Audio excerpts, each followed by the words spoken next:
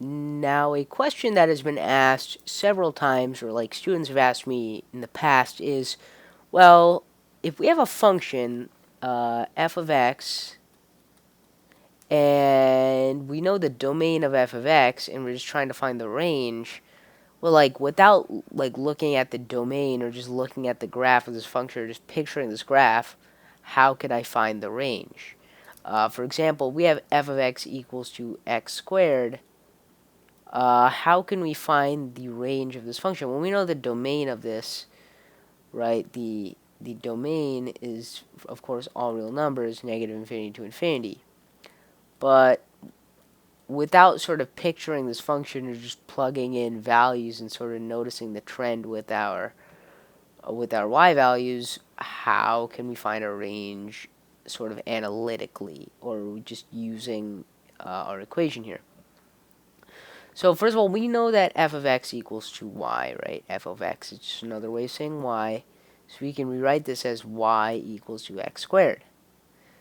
So now, let's go back into when you guys learned about inverse functions in Algebra 2. So remember, in order to find the inverse of this function, in this case, f of x, or if we have f of x here, we said that f of x equals to y, and we wanted to find f inverse of x, we would have to switch our x and y values. So in this case, if we want to find f inverse of x, we would first have to put this to x equals to y squared and isolate our y.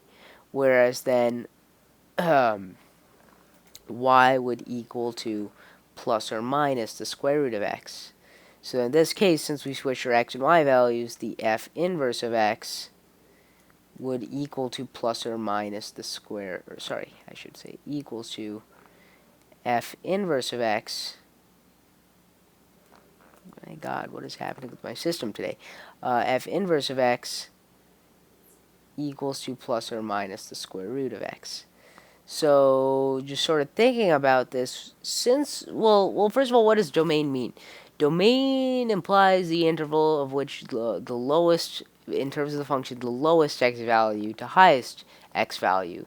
A range is the opposite, the negative y value to or the lowest y value to the highest y value. So thinking about this, since we switched the x and y values, isn't the domain of our inverse the same? The domain, let me just write this here as a sort of rule. The domain of f inverse of x, isn't that the same as the range of f of x, right? I mean, that makes sense, right? Because if we switch the x and y values, then our domain and range will switch as well. So think about this. If we have f inverse of x now equals to plus or minus the square root of x, well, how do we find the if we find the domain of plus or minus the square root of x, then that gives us the range of f of x equals to x squared. Well, how do we find the domain of a square root?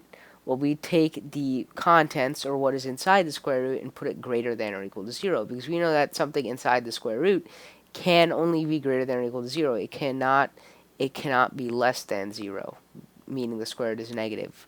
So it cannot be that. So in this case, we have x here, so we would have to put x greater than or equal to 0. X is greater than or equal to 0. So in this case, we found the domain of f inverse of x. So that means that that is the range of f of x. So meaning the range is 0, comma, infinity. And that is in fact correct.